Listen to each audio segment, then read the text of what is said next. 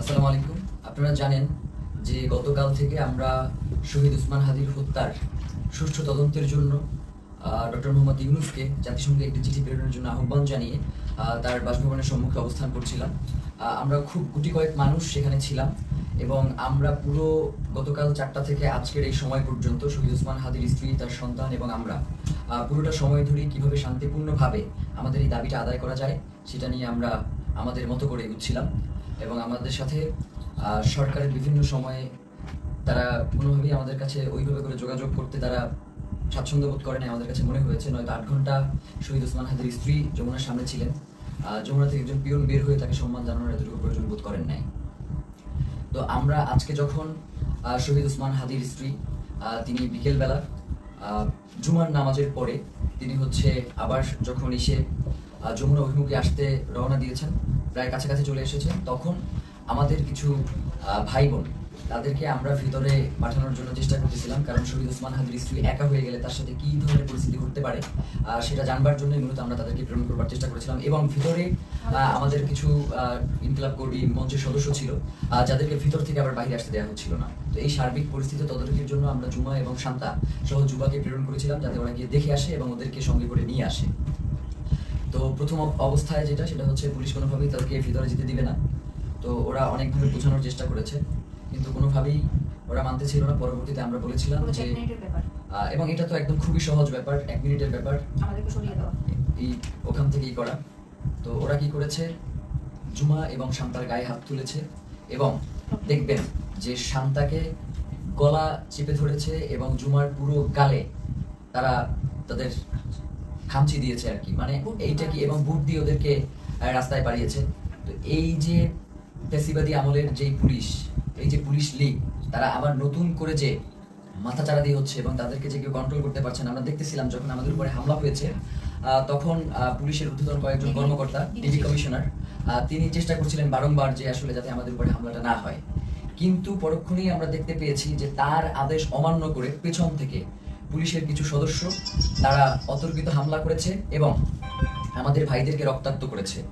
তো আমরা ইনকিলাব মঞ্চের পক্ষ থেকে এর তীব্র নিন্দা জানাই এবং যারা এই আক্রমণের সাথে জড়িত রয়েছে তাদেরকে অতি দ্রুত বিচারের মুখোমুখি করবার জন্য আহ্বান জানাই। কারণ বাংলাদেশের জনগণ এই মুহূর্তে প্রচণ্ডভাবে তারা ক্ষেপে রয়েছে, তারা কোনোভাবেই এই ব্যাপারটাকে মেনে নিতে পারছে না।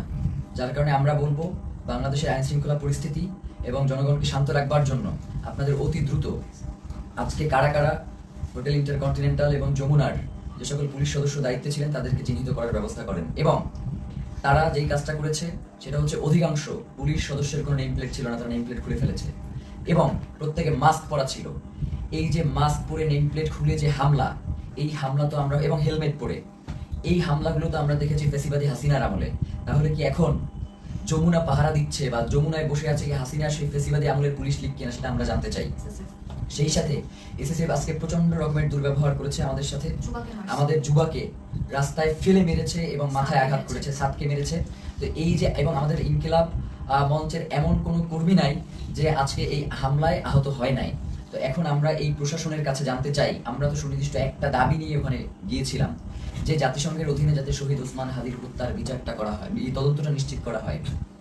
তাহলে কারা শহীদ ওসমান হত্যার তদন্ত জাতিসংঘের অধীনে দিতে চায় না, যে আজকে স্পষ্ট হয়ে গেছে। আমরা মনে করছি যে প্রধান উপদেষ্টার, আমরা মনে করছি এই যে উপদেষ্টা পরিষদটা যে রয়েছে, এই উপদেষ্টা পরিষদের একটা অংশ শহীদ ওসমান হাদির খুনের সাথে জড়িত, নয়তো কোনোভাবেই এভাবে আর কি অমানবিকভাবে আক্রমণ করার কোনো প্রশ্নই আসে না, যেহেতু এটা শান্তিপূর্ণ অবস্থান ছিল। এবং আপনারা দেখবেন যে প্রধান উপদেষ্টার দপ্তর থেকে একটা তারা প্রেস রিলিজ দিয়েছে এবং সেখানে বলেছে যে আমরা নাকি জল কামানের উপরে উঠে গিয়েছিলাম, অথচ ছবিতে স্পষ্ট করে দেখা যাচ্ছে যে আমরা উল্টো জনগণকে শান্ত করবার জন্য চেষ্টা করছিলাম। যখন জনগণ দেখেছে যে ভিতরে জুমা এবং শান্তাকে রাস্তায় ফেলে মারা হচ্ছে, জনগণ কোনোভাবেই এটা মেনে নিতে পারে নাই, যার কারণে এখানে ওই উদ্ভূত পরিস্থিতির সৃষ্টি হয়েছে। এর পুরো দায়ভার ওইখানে দায়িত্বরত পুলিশ প্রশাসন এবং সরকারকেই বহন করতে হবে। প্রিয় ভাইয়েরা, আপনাদেরকে স্পষ্ট করে জানাই যে সামনে খুবই গুরুত্বপূর্ণ একটা নির্বাচন রয়েছে 12 তারিখ। এখানে বাংলাদেশের স্বাধীনতা, সার্বভৌমত্ব সহ বাংলাদেশের নিরাপত্তা জনিত বেশ কিছু বিষয় জড়িত রয়েছে, যার কারণে অবশ্যই 12 তারিখে নির্বাচন হতে হবে। এবং যারা 12 তারিখে নির্বাচন বানচাল করে দেওয়ার জন্য আমাদের উপরে আক্রমণ করেছে, তাদের এই নীল নকশাকে বৃদ্ধাঙ্গুলি দেখিয়ে আমাদের জনগণের অধিকার আমাদের বাস্তবায়ন করতে হবে। প্রিয় ভাইয়েরা, জনগণ বাংলাদেশের জনগণ প্রচণ্ড শান্তিপ্রিয় এবং তারা সব সময় সরকারকে সহযোগিতা করে আসছে, কিন্তু সরকার সেই জনগণের উপরে আজকে মুহুর্মুহু sound grenade, tear shell, rubber bullet এগুলো নিক্ষেপ করেছে। এবং এখনো তারা বিভিন্ন জায়গায়, যেমন শাহবাগে এখনো সম্ভবত আক্রমণ চলছে। একটু আগেও আমরা এই লাইভ শুরু করবার আগে দেখতেছিলাম যে শাহবাগে আক্রমণের মতো ঘটনা ঘটতেছে। তো এবং 100-র অধিক শাহবাগেও আহত হয়েছে। তো এই যে পুলিশের ন্যাক্কারজনক হামলা এবং তাদের যে লাগাম টেনে ধরা হচ্ছে না, তারা বলছে, মানে আপনি একটা জিনিস খেয়াল করেন, তারা বলছে যে আয় হাদির লাশ নিয়ে যা। মানে এইটা পুলিশের, মানে সে যদি আওয়ামী লীগ না হয়, সে যদি মানে সত্যিকার অর্থেই কোনো পুলিশ সদস্য হয়ে থাকে, তাহলে তার এই ধরনের কথা বলবার কোনো প্রশ্নই আসে না। তো আমরা স্পষ্টভাবে বুঝতে পারছি যে বর্তমান পুলিশ প্রশাসনের এই যে আওয়ামী লীগ গোষ্ঠী যারা এখন পর্যন্ত রয়ে গেছে, তাদেরকে ছাঁটাই করবার না করবার কারণে এই ধরনের উদ্ভূত পরিস্থিতি তৈরি হয়েছে।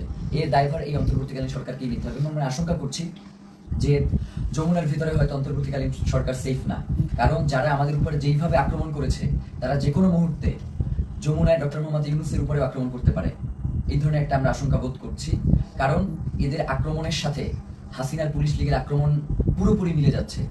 এবং সেই সাথে আমরা এটাও আপনাদেরকে বলতে চাই যে আমরা দেখতেছেন তো আমাদের কি অবস্থা, তারপরেও আমাদেরকে শান্তিপূর্ণভাবে সকল অবস্থার মোকাবেলা করতে হবে। আমরা চাই যাতে বাংলাদেশে কোনো উদ্ভূত পরিস্থিতির সৃষ্টি না হোক, যার মাধ্যমে মূলত আজকে আক্রমণটা হয়েছেই হচ্ছে নির্বাচনকে বানচাল করে দেওয়ার জন্য।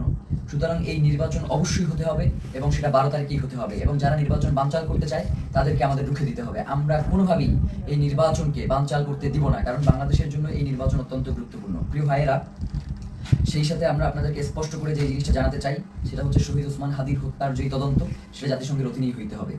আমাদের এখানে আমরা তাদের সাথে কথা বলেছি, তারা আমাদেরকে আশ্বস্ত করেছিল যে জাতিসংঘের অধীনে এটার তদন্ত হবে, কিন্তু তারা কোনো ধরনের সময়সীমা বেঁধে দেয় নাই।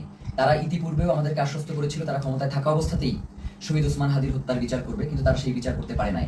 যার কারণে আমরা তাদের শুধুমাত্র কথায় আশ্বস্ত না হয়ে আমরা তাদের কাছে একটা দাবি করেছিলাম যে আপনি কবে নাগাদ এই কাজটুকু বাস্তবায়ন করবেন, এই চিঠিটা ইস্যু করবেন, সেটা আমাদেরকে জানান।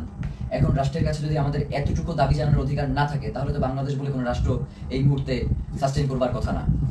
এখন তো এই রাষ্ট্র তাহলে অন্য দেশের প্রক্সি দিচ্ছে এই রাষ্ট্র কোনো না কোনোভাবে। তো প্রিয় ভাইয়েরা, আপনাদেরকে স্পষ্ট করে বলি, শহীদ ওসমান হাদির হত্যার তদন্ত জাতিসংঘের অধীনেই হইতে হবে এবং 8 তারিখে অবশ্যই এই অন্তর্বর্তীকালীন সরকারকে জাতিসংঘের কাছে চিঠি প্রেরণ করতে হবে। প্রিয় ভাইরা, এক্ষেত্রে আমাদের কিছু দাবি রয়েছে। চিঠি শুধু প্রেরণ করলেই হবে না, চিঠির ভিতরে নিম্নলিখিত আমরা যে বিষয়গুলো বলবার চেষ্টা করছি সেগুলো অন্তর্ভুক্ত থাকতে হবে। প্রথমত, সরকারকে UNOSCHR-কে অনুরোধ করতে হবে যেন তারা শহীদ শরীফ ওসমান হাদি হত্যাকাণ্ডে একটি স্বাধীন ও নিরপেক্ষ ইন্ডিপেন্ডেন্ট ফ্যাক্ট ফাইন্ডিং ইনভেস্টিগেশন পরিচালনা করে। এই তদন্তের স্পষ্ট কার্যপরিধি থাকবে যাতে ঘটনার সত্যতা নির্ধারণ, দায়ী ব্যক্তি ও তাদের সহায়ক নেটওয়ার্ক শনাক্তকরণ এবং জবাবদিহিতা নিশ্চিত করে করণীয় সুপারিশ অন্তর্ভুক্ত থাকবে।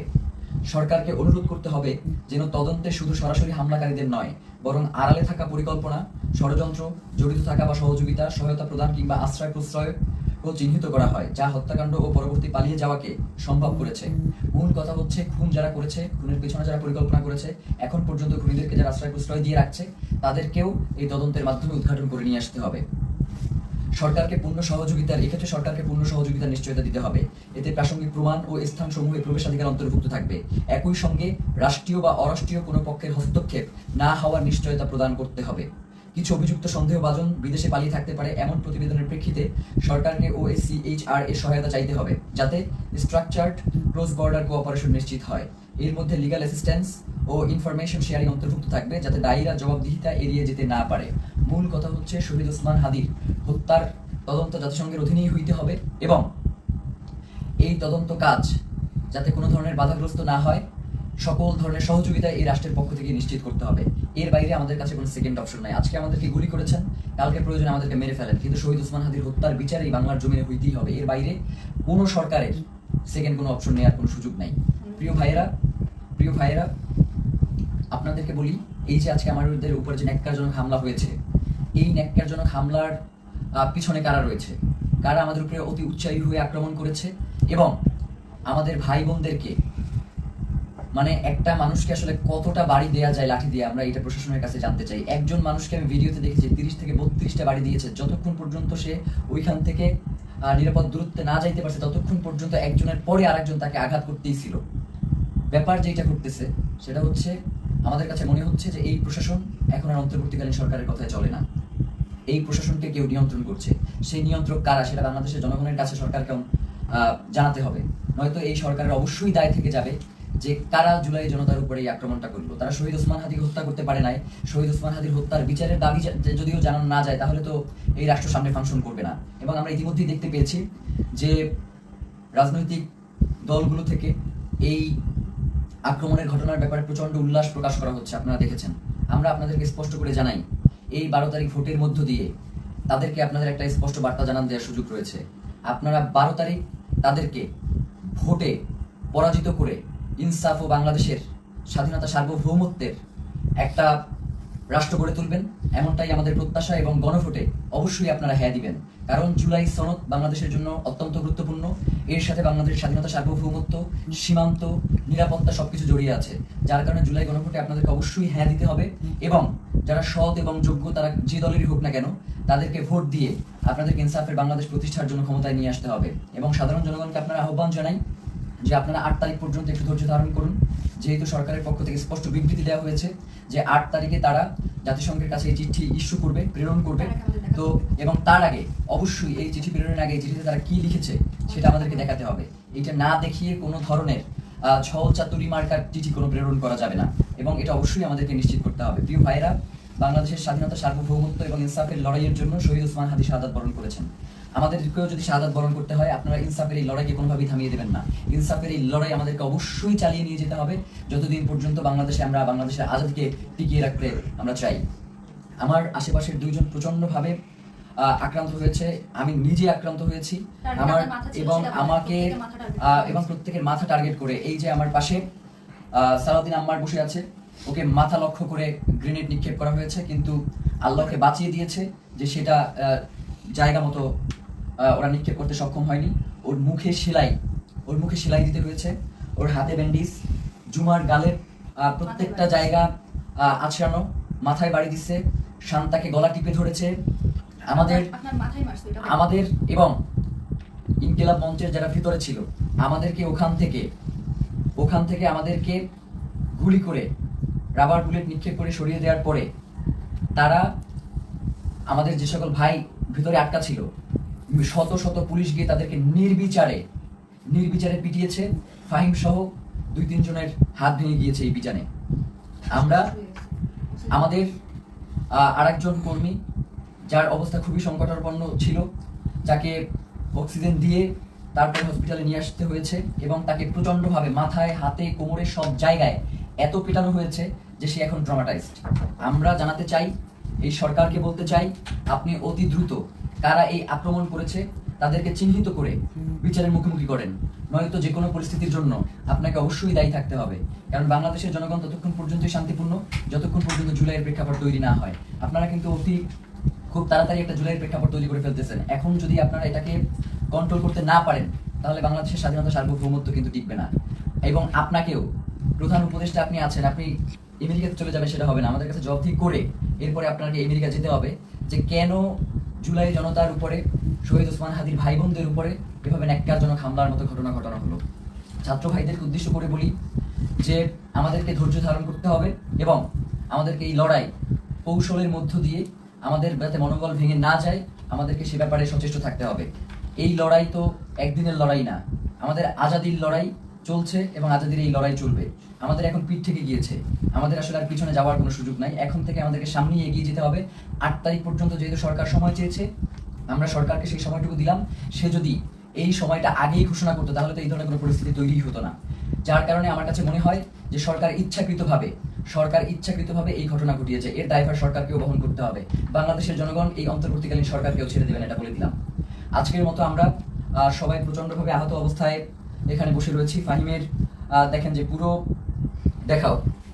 পুরো ট্রাউজারটা ওর রক্তে লাল হয়ে আছে, আমার পুরো পাজামার রক্তে লাল হয়ে আছে, ওর পুরো হাত আঙুল ভেঙে গেছে, মুখে সেলাই দেয়া, এবং এইভাবে প্রত্যেককে এমনভাবে আক্রমণ করা হয়েছে। আল্লাহ আমাদেরকে রক্ষা করেছে, নয়তো তাদের যেই ধরনের আছে আক্রমণের ভূমিকা ছিল, তারা আমাদেরকে খুন করবার উদ্দেশ্য নিয়ে এই আক্রমণটা করেছে। তো আমরা আমাদের এক ভাইকে হারিয়েছি, আমাদের কোনো হারানো, এরপরে যদি আমরা আমাদের কোনো ভাইকে হারাই, এরপরেও নির্বাচন হইতে হবে, নির্বাচন পেছানো যাবে না। নির্বাচনের পরে যে রাজনৈতিক দল ক্ষমতায় আসবে তারা যদি এই ব্যাপারে কোনো সুষ্ঠু পদক্ষেপ না নেয়, আমরা শুধু বলি ব্যাপারটা এমন না, আমরা তাদের জীবনকে জাহান্নাম বানাই দেবো বলছি, তাদের জীবনকে জাহান্নাম বানাই দেবো, এই কথা বলেই শেষ করলাম। জুমার কিছু বলবার আছে? ধন্যবাদ, আসসালামু আলাইকুম।